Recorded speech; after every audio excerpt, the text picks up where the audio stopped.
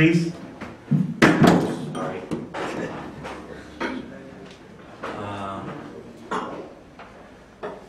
Good morning, everyone. My name is Singit Sering, and I come from Gilgit-Baltistan area. I represent an organization, a political action committee in Washington, D.C., which is called Gilgit-Baltistan National Congress. We strive for the rights for the people of Gilgit-Baltistan, the natives of Gilgit-Baltistan, and we network with different think tanks and rights organizations to raise awareness about political, economic, cultural, and social rights of that region.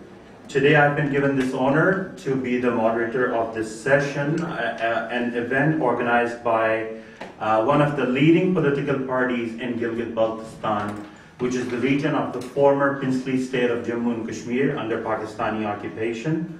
The name of the conference we have today is Gilgit-Baltistan's Environmental Destruction and Vanishing Indigenous People, and it's been organized by, as I said, Baltistan National Front.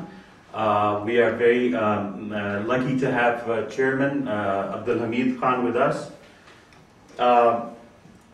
We have a great panel today, a mixed panel of researchers and political activists and organizational representatives here.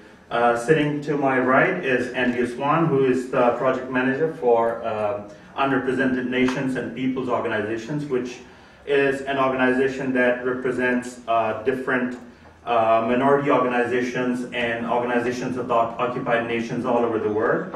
And Gilgit-Baltistan Democratic Alliance, which is an alliance of 8 political parties in Gilgit-Baltistan, and Hamid Khan's Baltistan National Front is part of that. They are members of UNPO. Thank you so much, Andrew, for being here. Then we have with us Honorable Mike Penders, who is the former prosecutor from the United States. Thank you so much, Mike, for being with us.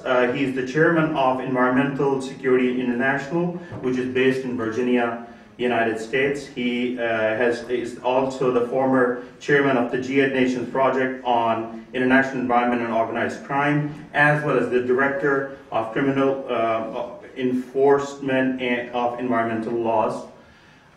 Then we have with us Honorable Paul Biersman. Biersman, he has worked with the United Nations for a long time on both sides of Jammu and Kashmir, both in Pakistani and Indian control.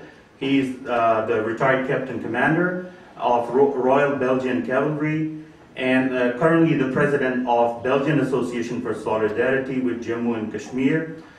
He is a frequent visitor to Jammu and Kashmir, and he has written several books on various issues pertaining to the region.